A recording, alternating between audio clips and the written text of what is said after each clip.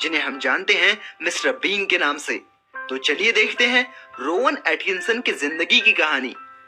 कहानी की शुरुआत होती है 6 जनवरी 1955 से, जब कॉन्सेट काउंटी ड्यूरम इंग्लैंड में रोवन एटकिंसन का जन्म हुआ। उनके पिता एरिक एटकिंसन एक किसान थे और माँ हाउसवाइफ।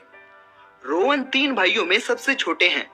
बचपन में वो बहुत ही शर्मीले थे, बावजूद इसके उन्हें लोगों को हंसाने में बड़ा मजा आता था।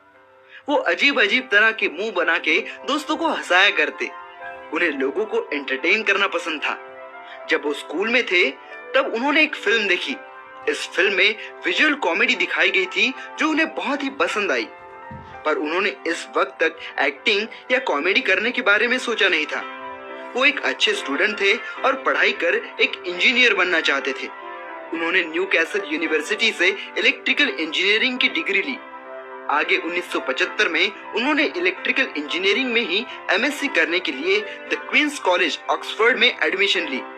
इस दौरान उन्हें एक स्केच लिखने और परफॉर्म करने के लिए कहा गया। अब तक उन्होंने कुछ ड्रामास में पार्टिसिपेट किया था, पर लिखना उनके लिए नया था। इस स्केच को बनाते समय ही उन्हें ये रियलाइज हुआ कि वो विजुअल कॉमेडी बहुत अच्छी तरह से कर सकते हैं और इसमें करियर बना सकते हैं। कॉलेज में उनकी मुलाकात हुई रिचर्ड कर्टिस से, जो एक राइटर थे, और हार्वर्ड गुडॉल से, जो म्यूजिक कंपोजर थे। तीनों मिलकर स्केचेस और प्लेस बनाने लगे। उनके काम को सराहा जाने लगा। उनका एक प्ले देखने के बाद जॉन लॉयड, जो एक बीबीसी प्रोड्यूसर थे, उन्होंने रोवन को एक टीवी शो में काम करने का ऑफर दिया। अब 22 साल के रोवन के पास 2 रास्ते थे। एक तरफ उनके दोस्त थे जिनके साथ काम कर वो अच्छे खासे पैसे कमा रहे थे, और दूसरी ओर टीवी शो था जो करना उनके लिए नया था, रिस्की था। पर वो ये भी जानते थे कि अगर वो कामयाब हुए तो जिंदगी में बहुत आगे जा सकते हैं। उन्होंने टीवी शो को चुना। ये शो था not the 9 o'clock show. Show कामयाब रहा। उनकी राइटिंग और एक्टिंग की तारीफ हुई और उन्हें एक नया show the black adder offer हुआ। और इस शो के को राइटर थे उनके जिगरी दोस्त रिचर्ड कर्टिस, जिनके साथ उन्होंने कॉलेज के दौरान काम किया था।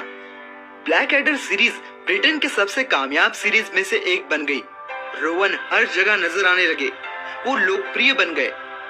एक बार बेन इल्टन नाम के डायरेक्टर उनके पास एक स्क्रिप्ट के साथ आए, जो एक विजुअल कॉमेडी थी विदाउट एनी डायलॉग।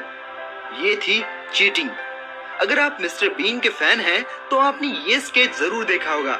इस स्केच में मिस्टर बीन एग्जाम देते हैं और एग्जाम में चीटिंग करते हैं। याद आया कि नहीं?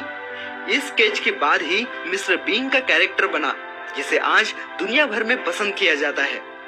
उन्होंने James bond movie never say never again से फिल्मी करियर की शुरुआत की। डेड ऑन टाइम में लीड रोल निभाया। The tall guy, the witches जैसी फिल्मों में काम किया। 1997 में उन्होंने बीन नाम की फिल्म बनाई, जो बहुत ही कामयाब रही। उन्होंने इसकी सीक्वल भी बनाई। उन्हें बचपन से ही जेम्स बॉन्ड बहुत पसंद थे। वो एक जासूस का रोल अदा करना चाहते थे, इसलिए उन्होंने जॉनी इंग्लिश और जॉनी इंग्लिश रिबॉर्न बनाई। उन्होंने लॉयन किंग फिल्म में जजू नाम के पक्षी को आवाज दी और एक गाना भी गाया।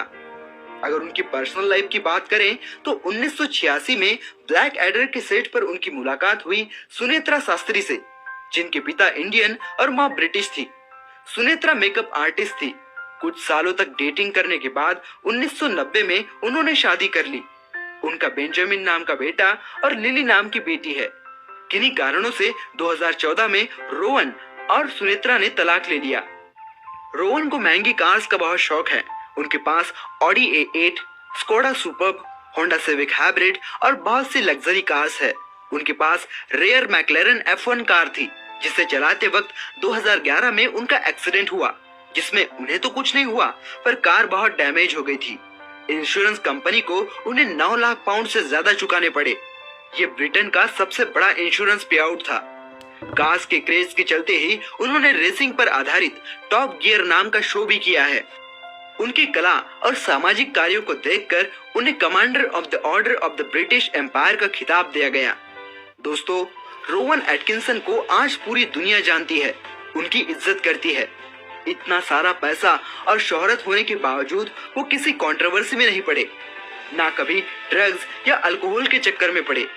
अपना ध्यान सिर्फ अच्छा काम करने में लगाया, हमें 2 पल हंसाने में लगाया। वो चाहे जितने किरदार निभा ले, पर हमारे लिए वो हमारे प्यारे मिस्टर बीन ही रहेंगे।